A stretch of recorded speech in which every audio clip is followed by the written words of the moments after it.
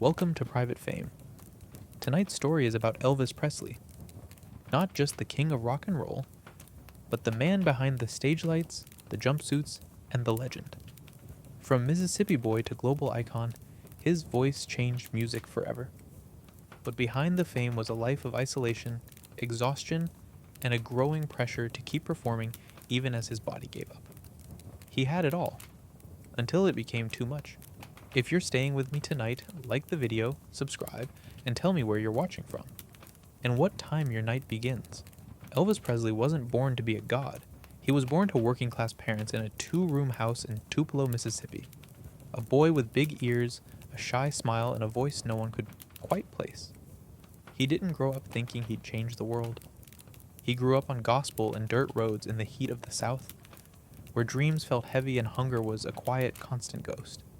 His mother, Gladys, adored him. His father, Vernon, struggled to stay afloat. Poverty shaped Elvis, but so did something stranger, a quiet sense that music could save him even if nothing else could. When he was a teenager, the Presleys moved to Memphis, and it was there, in the hot mix of black gospel, blues, country, and rockabilly, that something began to spark in him. His sound, part church revival, part bedroom confession, wasn't just new. It was disruptive. It made girls scream, made parents furious, made entire cities rethink what music was supposed to do.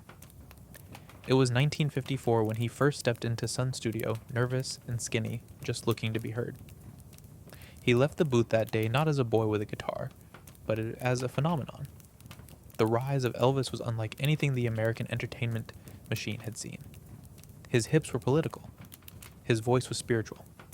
His image, uncontainable. He wasn't black, but he sang like he came from the Mississippi Delta. He wasn't rich, but he looked like he belonged in a gold Cadillac. The world couldn't categorize him, so they tried to control him. RCA bought his contract. The Colonel, Tom Parker, a man more magician than manager, took over his life. And soon, the boy from Tupelo became the king of rock and roll. But royalty, as it turns out, is just another kind of cage. At first, it was all glory. Hit records, sold-out tours, movie deals, screaming crowds. Elvis was everywhere. His smile sold records. His body sold headlines. His sadness? That wasn't for sale. That stayed hidden. Because underneath the glamour, something inside him was already starting to fray. The fame was loud, constant, and isolating. He couldn't walk down the street, couldn't go to a diner, couldn't talk to strangers without fearing what they wanted. And for a boy who had grown up surrounded by love, especially from his mother, this new world felt cold, fake, and cruel. Then Gladys died in 1958, just as Elvis was drafted into the U.S. Army, and something cracked. Her death wasn't just a loss, it was devastation. She had been his center, his safe place. Without her, the world tilted. The army became a strange pause in the chaos, but when he returned to civilian life, nothing was the same. The music industry had changed, the world had changed, and Elvis had changed too. He returned with more fame than ever, but less of himself. And that's when the pills began. At first, they were practical. Sleep was hard to come by on tour. Energy was needed for performances, and rest had to be stolen in hotel rooms. With blackout curtains and security guards, the schedule didn't allow for a normal body rhythm.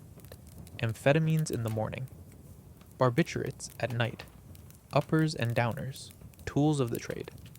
The same way you'd pack a mic or a jumpsuit, you packed pills. It was the way the machine kept running. But the problem with pills is that they don't just help you sleep. They take things from you. They blur the pain, then the joy, then the memory of who you used to be. The pills became a ritual, a way to disappear without dying, a way to put the lights out in a world that never turned them off.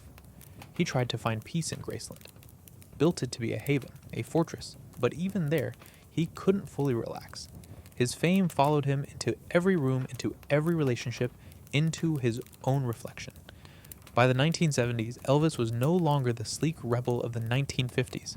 He was heavier, more paranoid, exhausted, haunted. His marriage to Priscilla had collapsed. His friendships had thinned. His audience still cheered, but they were now cheering a version of him that he barely recognized. And every night, to escape the image, to forget the weight, he turned to the only thing that had consistently worked. More pills. They weren't joy. They weren't euphoria. They were quiet. The kind of quiet a boy from Tupelo had never learned how to find on his own. Elvis couldn't sleep without pills because the world never let him rest. His body was a stage. His name was a product. His voice was a national treasure. But his heart, his mind, his soul, those belonged to no one, not even to him anymore. He once said, "I'm so tired of being Elvis." And he meant it. Being Elvis wasn't just a job. It was a prison sentence with no parole. He died in that prison, alone in his bathroom at Graceland. 42 years old, full of music, full of sadness, full of barbiturates and broken dreams. But the tragedy of Elvis isn't just how he died. It's how impossible it became for him to live. He was the most recognizable face on earth, and still, he couldn't sleep. Not from guilt, not from excitement, but from the weight of being wanted by everyone and understood by no one. That's why Elvis Presley couldn't sleep without pills. Because the man they buried was not the man they praised. And sometimes, to forget the difference between the two, all he had left was a dark room, a handful of capsules, and a prayer that morning wouldn't come too soon. As the years crept by, the pills didn't just help Elvis sleep. They became the line between functioning and falling apart. He wasn't popping them for the thrill. He was medicating a body that was screaming under the weight of everything he had become. His internal compass. The one that once pointed toward music, toward soul, toward a boy's raw joy in sound, had long since cracked. In its place was a man watching his own myth devour him. Graceland became both a sanctuary and a sarcophagus. It was filled with friends but full of ghosts. The Memphis Mafia, his tight circle of aides, bodyguards, and old friends, kept him company. But no one really knew what to say anymore. They watched him decline in real time, one pill at a time. And they said very little. Maybe because they were afraid. Maybe because they were loyal. Maybe because it was easier to serve the king than to help Elvis. Doctors were always on call, some more responsible than others. In those days, if you were rich and famous enough, a prescription was just a phone call away. Sedatives, tranquilizers, opioids, amphetamines. It didn't matter. If you needed it to sleep, to wake up, to get through the day, you got it. Elvis was never without what he needed. But need had become something warped. No longer a medical term, more like a ritual, a survival mechanism. By the mid-70s, he was canceling shows. His voice, though still powerful in flashes, had grown unreliable. His body struggled under the weight, both literal and emotional, of decades spent being everything to everyone. He was bloated, his eyes sunken, his face puffy from drugs and insomnia. He would stumble through performances, sweat pouring, forgetting lyrics to songs he'd once known like breath. Still, the crowds came. Still, they cheered. Because they didn't see the deterioration. Or maybe they refused to see it. What they saw was the legend, the jumpsuit, the moves, the silhouette that once changed America. But inside, Elvis was fracturing. The boy who once blushed during interviews, who once cried when he sang gospel, who once whispered to his mama that the world scared him. That boy was buried, not gone, but buried deep beneath expectations, fatigue, and chemical haze. And every night, to escape it all, he reached for the same thing. He wasn't trying to feel better anymore. He was just trying to feel nothing. Because nothing, at that point, was the closest he could get to peace. Sleep wasn't rest. It was escape. The kind of sleep Elvis was chasing wasn't about dreams. It was about silence. Not hearing the crowd in his head, not seeing the colonel in his rear view, not remembering all the stages he still owed, all the people he still had to perform for. Sleep meant erasing the man who had become a symbol, even for just a few hours. And yet, even in the depths of his addiction, Elvis still had flashes of grace. Still sat at the piano at 3 a.m. playing hymns to an empty room. Still sang Unchained Melody like it was the last thing he'd ever say. Still told old jokes to old friends. Still called Lisa Marie his little girl. Still wrote poetry in the margins of books no one knew he was reading. Because underneath the struggle, the pills, the pain, there was still him. A man who never asked for this kind of life. Who only ever wanted to sing. Who never imagined that his face would one day become more famous than his voice. Who learned too late that the cost of being worshipped is that you're never truly known. In the end, the tragedy wasn't that Elvis died young. It's that for so long, he lived without rest. He walked through fame like a soldier through battle. Always upright, always smiling, but never whole. And when the world finally let him sleep, it was permanent. The only kind of sleep that didn't require a pill. The only kind of silence that couldn't be broken by the sound of another camera, flash, another sold-out show, another promise made by someone who only ever saw the crown, and not the man beneath it. So yes, Elvis Presley couldn't sleep without pills. But maybe that's because no one ever let him close his eyes without asking him to be extraordinary. And all he ever wanted, in the quiet of his heart, was to be enough as he was. Even as his body began to give way, bloated and weary from years of chemical war, Elvis never fully stopped performing. The man who once electrified the world with a twitch of his hips now shuffled onto stages, barely able to lift his arms, drenched in sweat before the first note. And still, he sang. Not because he had to, but because it was the last thread tethering him to himself. The crowd still wanted him, and a part of him, desperate and tired, still wanted to be wanted. But the toll was relentless. His days blurred into one another, darkened hotel rooms, blackout curtains, hushes behind closed doors, and an endless cycle of pills to go up, pills to come down, and more pills just to numb the ache between. No part of his life was natural anymore. Even his sleep had to be forced. There was no drifting into dreams for Elvis Presley. There was only sedation. And when he closed his eyes, it wasn't rest, it was escape. Some nights, his staff found him wandering the halls of Graceland, half awake, talking to people who weren't there. Other nights, he would sit at the piano surrounded by silence, whispering gospel tunes to no one in particular. It was the sound of a man trying to find his way home, not geographically, but spiritually. He was still that boy from Tupelo, still searching for a space where he could exist without being stared at, without being sold, without being Elvis. And though the world outside still worshipped him, inside he was unraveling. The public got the jumpsuits and the flashbulbs. The man in private was swollen with grief and confusion. He kept taking more pills, not because they made him feel good, but because they kept him going. He needed them to perform, to smile, to sit upright at the dinner table, to fall into unconsciousness, to wake up without screaming. No one could stop it. Not really. Not the friends who once knew the boy. Not the doctors who enabled the man. Not the family who saw both and couldn't reach either. And so the king of rock and roll slowly dissolved in front of the world. Not with a bang, but with a sigh, with a prescription, with a whisper of someone saying, "He's resting now." When the truth was, he hadn't truly rested in decades. In those last weeks, Elvis tried to rally.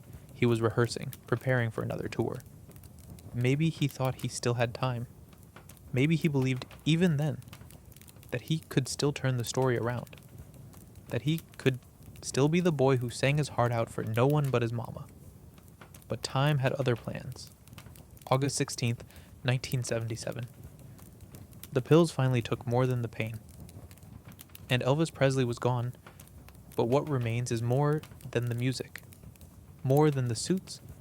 More than the legends and conspiracies and velvet ropes at Graceland. What remains is the ache, the hum beneath the gold, the sound of a man who gave the world his voice but never got to keep his silence. Because sleep wasn't luxury for Elvis. It was an absence he had to buy, a fragile mercy he swallowed night after night. That's why he couldn't sleep without pills, because the world built a god out of him, but never gave him permission to just be a man. And being a man, that boy from Tupelo with music in his chest and sorrow in his bones, was all he ever really wanted to be. There's a certain quiet horror in watching someone become a monument before they've even stopped breathing. That was Elvis in his final years. Not a man growing old, but a myth growing heavier. Everywhere he went, he was followed not just by fans or photographers, but by the crushing weight of what he was expected to be. The king, the icon, the voice, the show. He carried those names like armor, but inside the suit, the crown, the sunglasses, he was fading. Bit by bit, night by night. He didn't talk much about the fear, but it was there. It showed up in the pauses between songs, in the late night pacing through Graceland's halls, in the stack of prescriptions on the bedside table. It showed up when he looked in the mirror and saw not a superstar, but a man, out of time, surrounded by people who couldn't, or wouldn't, tell him the truth. That he was killing himself slowly. That the show didn't have to go on. That rest was allowed. But no one told him that. Or if they did, it didn't matter. Because by then, the machine was too big. The expectations? Too massive. The only way he could shut it all off was chemically. A few pills to slow the world down. A few more to numb the memory of what he used to be. And more still to finally find that place of stillness, however artificial, where his body could lie motionless without the weight of having to entertain anyone. Not the world. Not even himself. The sleep he found with pills wasn't natural, but it was the closest thing to peace he could manage. And every time he sank into that dark quiet, it was with the hope that maybe this time it would be deep enough. Maybe this time he'd stay under long enough to not feel the ache of being awake. But even through the haze, something in him kept trying to hold on. He rehearsed for shows. He recorded songs. He reached quietly for pieces of the man he once was. He played gospel late at night, whispering the words like prayers. Maybe he was asking for forgiveness. Maybe he was asking for escape. Or maybe he was simply remembering who he used to be before the world pressed its fingers into him and shaped him into something he couldn't carry anymore. He missed his mother. He missed his daughter. He missed himself.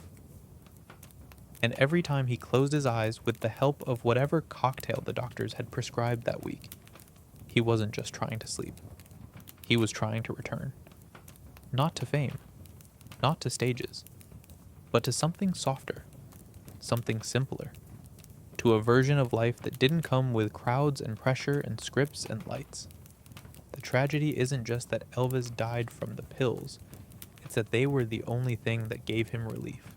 He never got to learn how to sleep on his own again, never got to grow old quietly, never got to let the myth go and step into the kind of life where no one needed him to sing or shine or smile.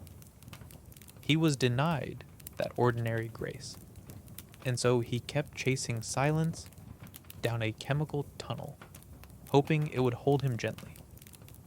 That's why his story still haunts, because behind all the glitter was a man whispering through clenched teeth, "Let me rest." And no one heard him in time. And what's unbearable now, decades later, is how familiar his story feels.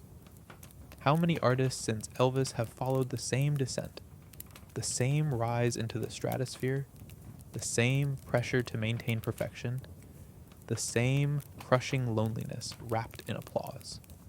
It's as if Elvis was the prototype for a machine that takes something pure and electric and turns it into a commodity, then wonders why the soul behind it doesn't last.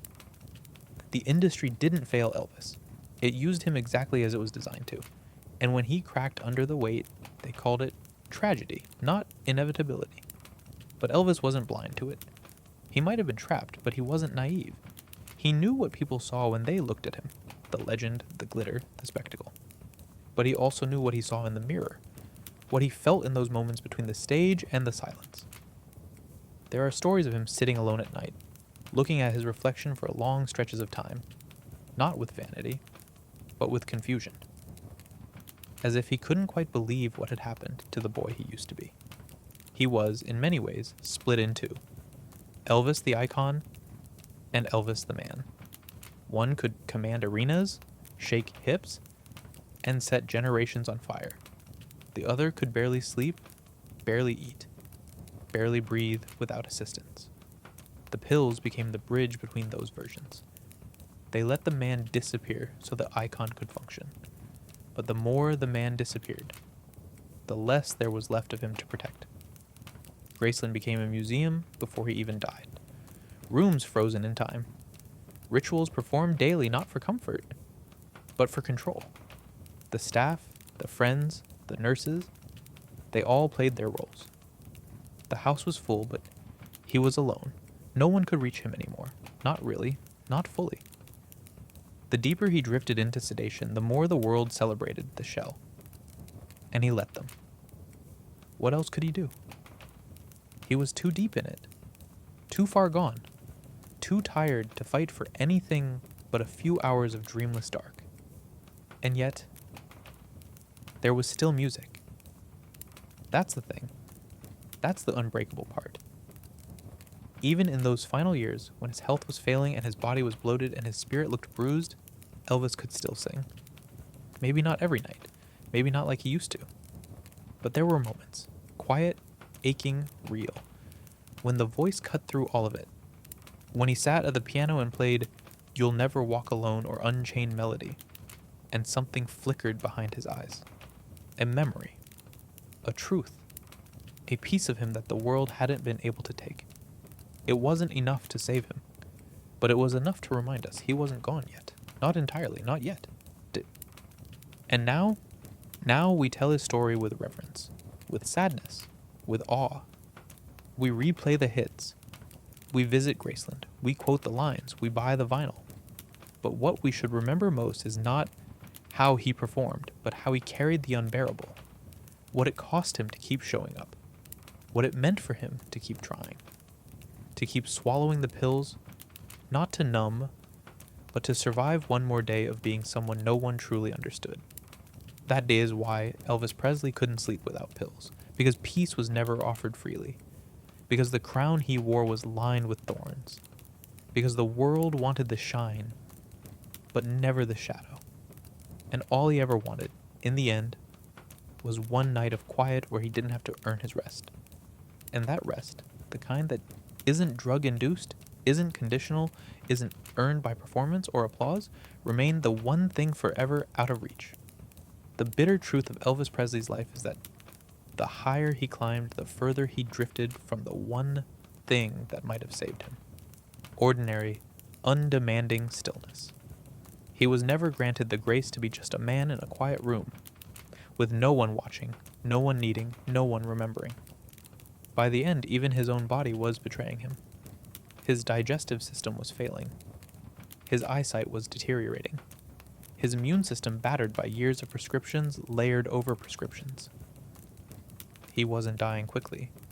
He was unraveling slowly, sleep by sleep, pill by pill. Each night, another small surrender, and each morning, another performance required. He was held together by ritual. The same rooms, the same entourage, the same carefully managed interactions with the outside world. But it was never enough to quiet the noise in his mind. He once described fame as a jail you can't leave. Not a metaphor, a literal sentence. Because everything about his life became choreographed, even his pain, especially his pain. People saw the sequins, the white suits, the television specials. What they didn't see was the silence after the show. The body crumpled on a couch, the pills lined up in color-coded bottles, the long stretches of night where no amount of money, talent, or history could buy him rest. What they didn't see was a man pacing through the mansion he bought with dreams, trying to outrun a shadow he couldn't shake, the feeling that he had become more symbol than self. And yet, he kept going. He kept stepping onto stages, not because he loved it, but because it was the only place left where he knew who he was supposed to be. And still, it cost him. Every spotlight burned a little deeper. Every encore pushed him a little further. Sleep became not just recovery, but escape. He took pills not to feel good, but to stop feeling altogether. What's left now isn't just the music, it's the weight of what we asked of him. The myth we built and fed until it swallowed the man whole. We wanted him immortal. And we got our wish, just not in the way we imagined. Because Elvis lives on, yes. In movies. In merchandise. In soundtracks. But he also lives on as a caution. A lesson in what it costs to be adored beyond human limits. And the truth is, no one could have saved him. Not as long as we needed him to be something more than real. Not as long as sleep was something he had to earn, not something he was simply allowed. Elvis Presley couldn't sleep without pills because he was never allowed to turn off. Not the lights, not the persona, not the memory of who he once was before the world made him a monument. And when the world finally let him go, it was too late. So if we're to remember him rightly, let it be this. Not just the king, but the man behind the voice. The boy who couldn't find silence without medicine. The soul who gave everything just to be left alone long enough to rest. Let us remember that stardom without stillness is a form of suffering. That no stage can offer what sleep gives freely, unless we take care of those we put in the spotlight. So let the music play quietly now. Let the voice fade gently. Let the man sleep. Truly, finally. No cameras, no pills, no demands. Just darkness and peace. What the world rarely admits is how much it took from him before he ever said goodbye. By the time Elvis died, he hadn't just lost his health or his clarity. He'd lost the one thing no amount of fame or fortune can ever buy back: privacy of the soul. His thoughts weren't his own. His pain was catalogued, whispered about in gossip columns, shrugged off as eccentricity or weakness. His vulnerabilities were monetized, his fatigue misread as fading glory. The world didn't just forget to ask how he was doing, they stopped believing he was human enough for the answer to matter. And what's left in that space, where a person should be, is something unnameable, something hollow and shining, like a spotlight turned on in an empty room. That's what fame does at its most violent. It hollows. It polishes what's left. It repackages the shell for eternity. Elvis wasn't the first to be eaten alive by the machine, but he may have been the first to do it on such a cosmic scale. He didn't just make music, he shifted the cultural axis. He didn't just wear flashy suits. He rewrote masculinity, race, desire, America. And the price for that wasn't just exhaustion, it was obliteration. Bit by bit. Until only the stage version of him was allowed to exist. His final performances are haunting not because they were bad, but because they were insistent. There was still a spark there, flickering inside the haze, inside the trembling limbs, inside the puffy face and weary eyes. He was still trying, still reaching. He wanted to prove not to the audience, but to himself, that he hadn't disappeared completely. That there was something left worth saving. And maybe there was. Maybe it lived in the way he held a note, just a second longer than he needed to. Maybe it was in the softness of his hands when he touched the piano, as if he were waking up something ancient. Maybe it was in the lyrics he returned to again and again. Songs about heartbreak, about grace, about the kind of love that waits even when it isn't returned. Songs that weren't just performed, but pleaded. People around him tried to intervene, but it was never enough. Not because they didn't care, but because the myth of Elvis had become too large for anyone to rescue the man. The Colonel had stopped managing his career and had begun managing his decline.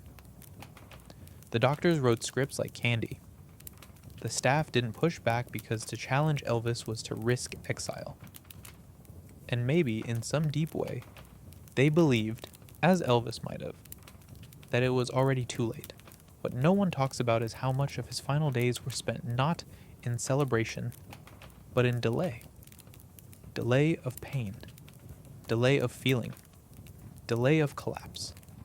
That's what the pills gave him. Not joy, but postponement. Just enough time to smile, just enough time to pretend, just enough time to walk through the wreckage of his own legacy and wave to the crowd. And yet, through it all, his heart kept beating. His voice, though worn, kept breaking through the chemical fog. He kept opening his mouth and letting the ache out, note by note. And that wasn't failure. That was endurance. That was grace under pressure no man should have to bear. That was Elvis Presley still reaching, still singing, still holding on, even when everything around him, including his own body, begged him to stop. Sleep was never meant to be his enemy. But in a life so loud, so public, so surveilled, it became the only place he could hide. And so he hid there, again and again, bottle by bottle, script by script, building a makeshift sanctuary out of sedation. And now that he's gone, we say he lives forever through the music. We say it like it's a blessing. But maybe that's just another cage. Maybe the real gift is this: that the body stopped needing to perform. That the breath no longer had to push through fatigue and fear just to sound beautiful. That the man who gave so much was finally allowed to receive something in return. Not applause, not devotion, not immortality, but rest. And we owe him that now. We owe him more than anniversaries and holograms. We owe him silence. Not as erasure, but as a form of love. Let him rest in it. Let the voice fade. Not because we forget, but because we remember too well what it cost to make it heard. The fire is still crackling. The room is dim. Outside, Memphis holds its breath. And somewhere, maybe, the boy who once sang into a cheap microphone at Sun Records is still singing. Not for fame, not for glory, not for God or country, but for himself. And no one is listening but the stars. Let it stay that way. Just for a little while. Because maybe that's the only kind of peace that ever truly belonged to him. The quiet that isn't interrupted by demand. The melody that isn't owned by anyone else. A life where he doesn't have to be understood, explained, rebranded, or replayed. Just felt. Just free. After all the years of being watched, dissected, claimed, and impersonated, maybe all he ever really wanted was to fade. Not tragically, not suddenly, but gently. Like a song at its natural end. But the world doesn't let its gods step down. It waits until they fall, then gathers around their brokenness like an altar, asking how it happened, even though it was written in every exhausted blink, every hidden yawn, every pill swallowed without question. And Elvis, he saw it coming. He wasn't a fool. He may have been isolated, but he was never unaware. Somewhere deep inside, he must have known how it would end. You can hear it in his final interviews. In the sadness tucked behind the press conference smiles. You can feel it in those last few recordings. His voice richer, slower, drenched in something close to surrender. He wasn't racing against time anymore. He was trying to meet it halfway. Trying to hand over the keys to a life too heavy for one man to carry, hoping perhaps that death might not feel like an ending but like a kind of permission. Permission to stop performing. Permission to close his eyes. Permission to sleep without chemicals holding the door shut against nightmares. We talk about his addiction, about his excess, about the strange spectacle of his final years. But we don't talk enough about the why, about the cost of being turned into a living relic, about the daily hunger for quiet in a world that refused him even a moment of it. He didn't wake up one day and decide to medicate himself into oblivion. It happened slowly, cumulatively, under the pressure of being Elvis in every room, every moment, without pause. No human being can sustain that. Not without consequence. So when he finally fell asleep that last time, we shouldn't imagine a collapse. We should imagine a letting go. A final exhale. The kind you give when the noise finally stops. When the light dims just enough to stop feeling like exposure. Maybe in that moment, he wasn't afraid. Maybe he wasn't in pain. Maybe it was the most peace he'd felt in years. We'll never know. And maybe that's the point. Maybe, for once, a piece of Elvis got to stay untouched, unseen by flashbulbs, unchased by headlines. Maybe the ending belonged only to him. And if there's grace in that, then let us honor it by not rushing to explain him, to fix him in place with another quote or montage or retrospective. Let us instead just sit with the truth, that he was beautiful and broken, revered and misunderstood, mighty and fragile. That he gave the world more than it deserved and asked for less than it ever offered. That Elvis Presley, in all his contradictions, was trying, always trying to find his way home. And if there's a home now, it's not in a platinum record or a granite statue or a fan's screaming devotion. It's in the silence we give him, the stillness he was denied, the space between songs where breath lives, where memory softens, where sorrow fades. So let the fire burn low. Let the music stop. Let the voice, at last, rest. And let the man, not the myth, sleep. Sleep. Not as escape, but as return. Not as the end, but as the first moment of peace. You've done enough, Elvis. You gave more than anyone asked for, more than anyone could have. There's nothing left to prove. There's no one left to become. There's only this moment. Dark, quiet, free. So here, in this final stretch of reflection, what remains is not the glitter, not the rhinestones or the rehearsed perfection of a stage show, but something raw and untouched, something more human than anything the world allowed Elvis to be while he lived. It's easy to be consumed by the spectacle, the jumpsuits, the Las Vegas residencies, the impersonators, the overblown caricatures of a man once soft-spoken, once full of sacred awe for the music that saved him as a boy. But to sit quietly with his story, to trace the lines backward, beneath the makeup and myth, is to feel the hum of something much more delicate, a grief that lived just beneath the surface, a longing not to be extraordinary, but to be safe. Because in the end, Elvis Presley didn't die because he was wild or reckless or foolish. He died because rest was withheld from him for too long, because the system he helped define consumed him, and then mourned him with flowers it never offered while he was alive. It dressed him in royalty and fed him a pauper's peace, conditional, fleeting, artificial. And still, he endured, longer than he should have, perhaps, but also deeper than anyone could have imagined. He didn't just wear a crown, he carried a burden. The world crowned him the king with fanfare, but it never considered that kings too get tired. That kings too ache.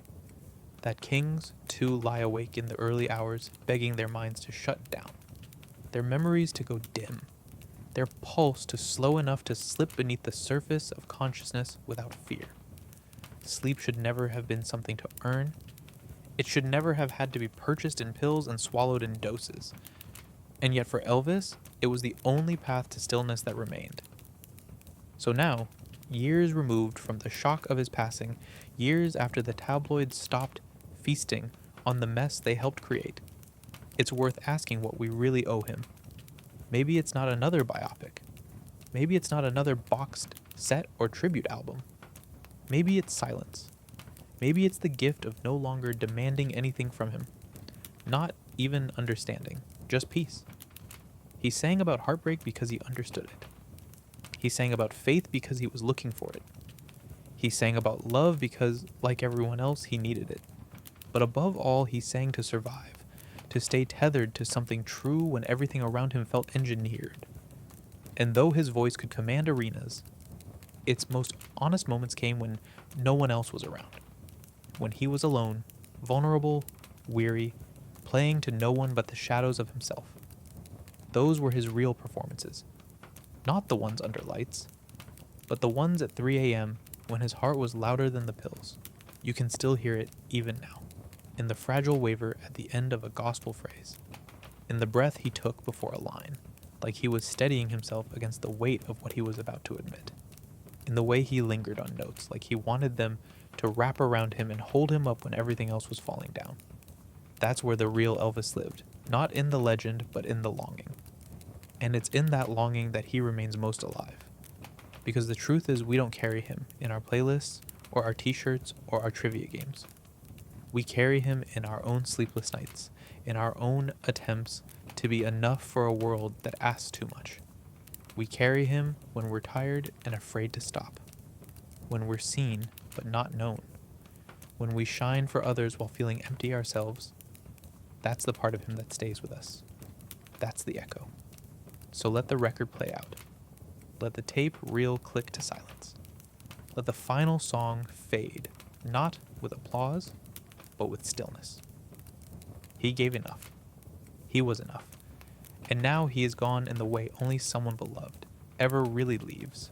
Not fully, not forever, but gently. Like the drift of smoke after the fire dies low. Let that be the closing image. Not the spectacle. Not the ruin, but the return. Elvis, at last, unburdened. Elvis, at last, just a man again. Elvis, at last, asleep. Even now, long after his final breath, we still orbit around the idea of Elvis, not the man, but the icon. His name isn't just spoken.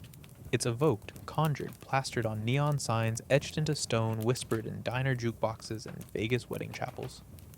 And somehow, in all that echoing, the person behind it gets fainter and fainter. What does it mean, after all, to be so adored you become unreachable? To be loved so loudly that no one ever hears you quietly falling apart? Elvis didn't live in the applause. He survived in it. But survival is not peace, and fame is not freedom. The man who changed music forever, who brought raw Southern blues into the American mainstream, who ignited desire and controversy and cultural revolution with a single roll of his hips, spent his last years slowly trying to disappear.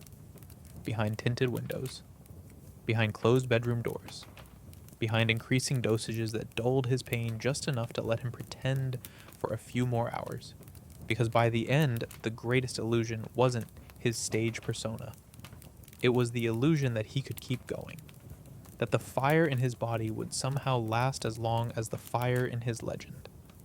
But legends burn too hot, and they burn alone. The world kept asking Elvis to be Elvis, long after his body was ready to rest.